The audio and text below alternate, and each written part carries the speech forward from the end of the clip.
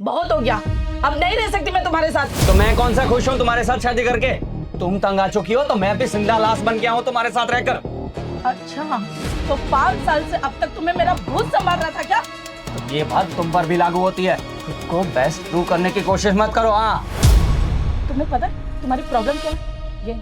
ये तुम्हारा ईगो। तुम क्या बोलते हो, क्या सोचते हो, तुम्हें खुद नहीं पता होता उसका मतलब। ज्ञान देने से पहले ना खुद पर भी झांक लिया करो।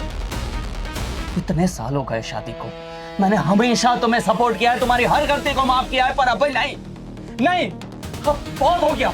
हाँ, अब बस बहुत हो गया। एक काम करते हैं, तुम अपने रास्ते जाओ, मैं अपने रास्ते जाऊंगी। बेस्ट है ये। Let's breakup. तुम अपनी जिंदगी एंजॉय करो और मैं अपनी जिंदगी अपने हिसाब से जीऊंगा। I hate you Lalit. जिंदगी में सबसे ज्यादा मैं तुमसे नफरत करती हूँ। अब मेरी जिंदगी नर्क बना दी है, नर्क। एक पल भी मैं तुम्हारे साथ नहीं रह सकता। Let's breakup. हाँ, अच्छी बात है ना, लेट्स ब्रेकअप। आ जाओ। दामिनी, तू ऐसे कैसे अपना ससुराल छोड़ के आ गई? शादी कोई बच्चों का खेल थोड़ी है। जब मन चाहा रह लिया और जब मन चाहा छोड़ के आ गए।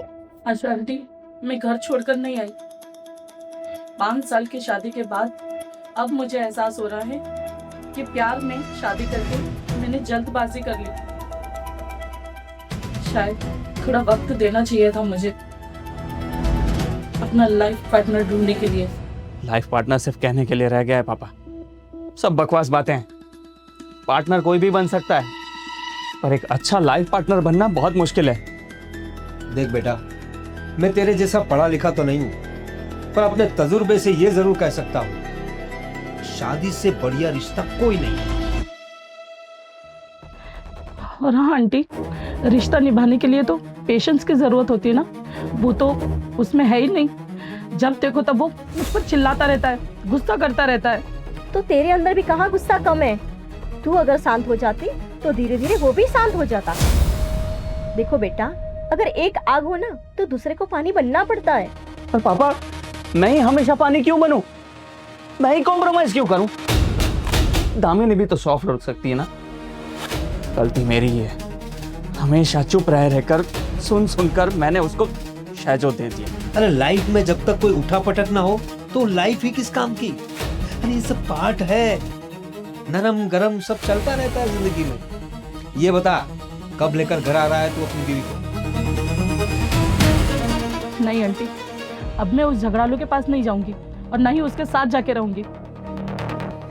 और रही बात रिश्ते की, तो अगर ये रिश्ता बचाना है तो अब वो इस घर में आकर रहेगा मेरे साथ, घर जमाई बनकर।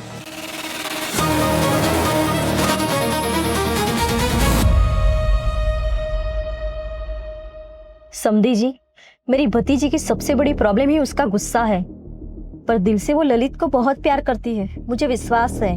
वरना शादी के 5 साल ऐसे कोई साथ में रहता है? समधन जी, ललित का भी सबसे बड़ा प्रॉब्लम उसका गुस्सा है, लेकिन आपने बिल्कुल सही कहा। प्यार तो दोनों में वाकई बहुत है, लेकिन ये गुस्से में ये एक दूसरे को देखना तक पसंद नहीं करते। इसीलिए समधी जी, हम दोनों को एक कुछ सोचना पड़ेगा और उन दोनों को मिलाना पड़ेगा। कुछ ना कुछ तो दिमाग लगाना ही पड़ेगा। सही कह रही है आप।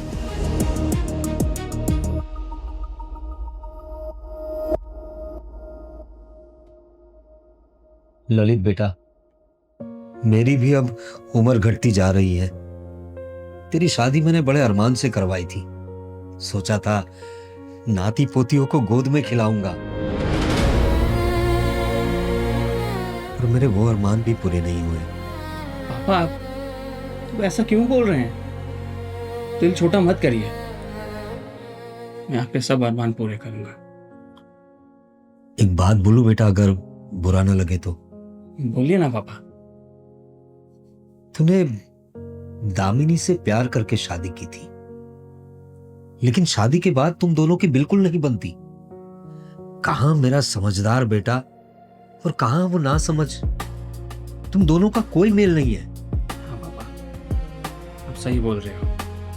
हमारा कोई मेल नहीं है। शायद हम दोनों एक दूसरे के लिए बने ही नहीं थे। काश ये बात हमें पहले पता चल जाती। प्यार इंसान दिमाग लगाकर थोड़ी ना करता है। उस वक्त मुझे पता था तुझे कि दामिनी तेरे लायक नहीं है, नहीं ना? देख बेटा, अभी भी देर नहीं हुई है, अभी भी वक्त है।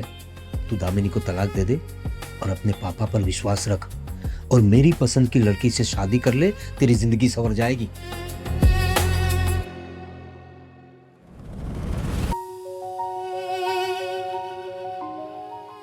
क्या सोच रहे हो बेटा? कुछ नहीं पापा, जैसा आप सही समझे।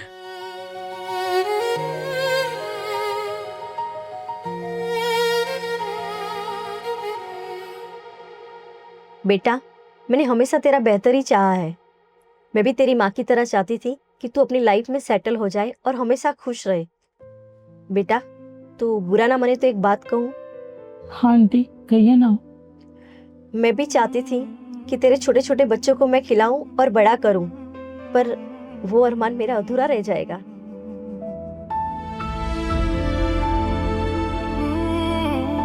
साफ साफ कहिए ना, आप क्या कहना चाहती हो? बेटा, ललित से तूने प्यार करके शादी की ना, लेकिन तुम दोनों की शादी के बाद बिल्कुल नहीं बनी। ललित तो वैसे भी तुम्हारे लायक है ही नहीं। कहाँ मेरी भतीजी इतनी समझदार और कहाँ वो ना समझ। तुम दोनों का कोई मेल नहीं है। हाँ, मुझे भी ऐसा ही लगता है। उसका और मेरा कोई मेल नहीं। हम दोनों एक दूसरे के लिए बने ही नहीं है। काश ये सच्चाई मैं पहले समझ लेती। लेकिन बेटा, प्यार तो इंसान दिमाग लगा कर तो नहीं करता है ना। तुझे पता था कि ललित तेरे लायक नहीं है, नहीं ना? तो बेटा, अभी कुछ देर नहीं हुई है। ललित से तलाक ले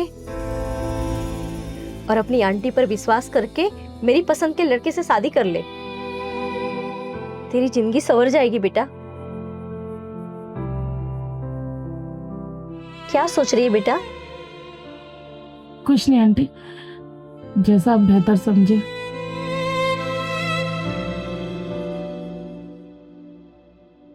समदन जी, मैंने तीर बिल्कुल निशाने पे लगाया है, ललित के दिल पर। जब ललित को दामिनी को खोने का डर सताएगा ना, तब उसको उसकी वैल्यू पता चलेगी। बिल्कुल सही कहा।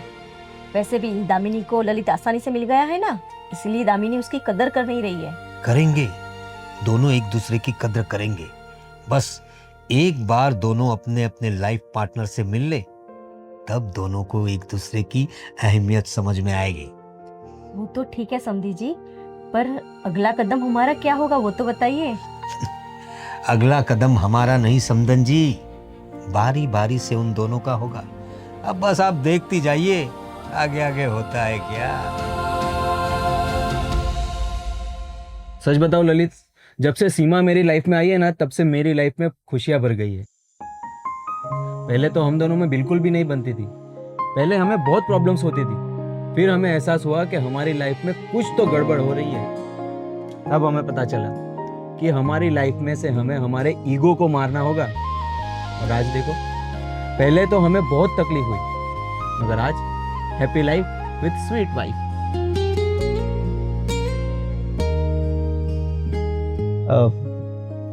तू मेरी छोड़, अपनी बता। दामिनी कहाँ है? वो अपने मायके गई है। क्यों? तूने कुछ कहा उनसे? देख, अगर तूने उसे कुछ बोला हो तो मना कर लेकर आ वापस। अरे भाई, उसका गुस्सा हमेशा सर पर चढ़ के रहता है। बहुत हो गया, अब मैं नहीं मनाने वाला। और वैसे भी मैंने दूसरी लड़की देखने का फैसला किया है। और उसका क्या? और वो क्या करेगी अपनी लाइफ में तेरे बगैर? अभी नहीं जी रही है वो, अभी जैसा जी रही है बाद में भी जी लेगी। किसी के बगैर किसी की जिंदगी रुक नहीं जाती।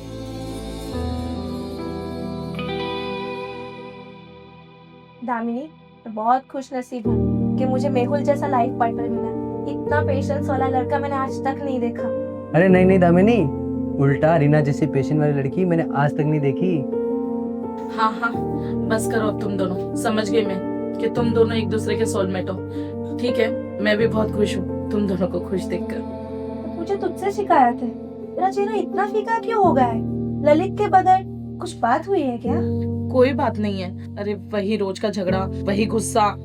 आखिर मैं भी तो एक इंसान हूँ, नहीं झेला जा रहा था मुझसे, इसलिए आ गई उसका घर छोड़कर। टीना, एक बात पूछूं? शादी के 5 साल बाद तुझे क्यों लगा कि तू उसको झेल नहीं सकती? मैं तो नहीं मान सकती। तू मेरा यकीन मान, तुम दोनों एक दूसरे के लिए बने हो। तुम लोग नहीं रह पाओगे एक दूसरे को बगैर। देख रीना, मैंने दूसरा लड़का ढूंढना शुरू कर दिया और बहुत जल्द मैं आंटी के पसंद के लड़के से शादी भी कर लूंगी। झूठ बोल रही है तुम। तुझे लग रहा है कि ये सही है, लेकिन अक्सर गुस्से में लिया हुआ फैसला गलत ही होता है।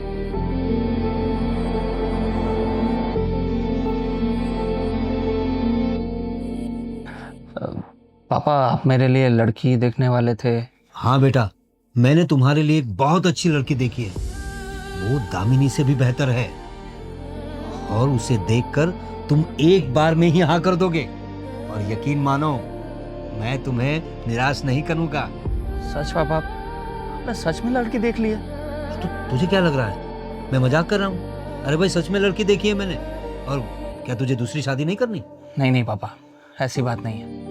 शादी तो मुझे करनी है, पर लड़की को मैं पहले देखना चाहता हूँ। अगर वो अच्छी लगी तो ही मैं दामिनी को तलाक दूंगा। ठीक है बेटा, जैसा तुझे बेहतर लगे। आज शाम को लड़की देखने चलते हैं। आंटी, क्या आपने सचमुच मेरे लिए कोई लड़का पसंद किया है? हाँ बेटा, तुम्हारे लिए मैंने एक बहुत अच्छा लड़का देखा है, ललित से भी बेहतर। उसे देखकर तुम हाँ ही करोगी। बेटा, मैं तुम्हें निराश नहीं करूंगी। तुम्हें क्या लगा मैं मजाक कर रही हूँ? बेटा, तुम्हें दूसरी शादी करनी है ना? नहीं नहीं, ऐसा कुछ नहीं है। शादी तो मैं करूंगी, पर एक बार मैं लड़के से ज़रूर मिलना चाहूँगी। अगर वो मुझे पसंद आया तभी मैं ललित को तलाक दूंगी।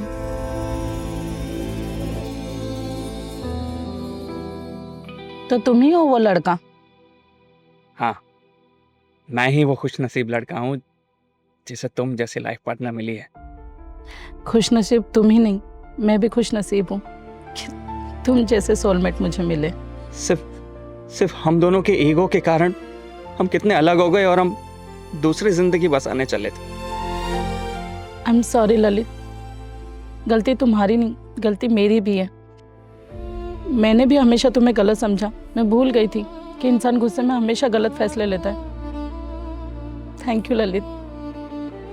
थैंक यू मेरा नहीं, थैंक यू मेरे पापा और तुम्हारी आंटी का करो, जिन्होंने हम दोनों को फिर से मिलाया।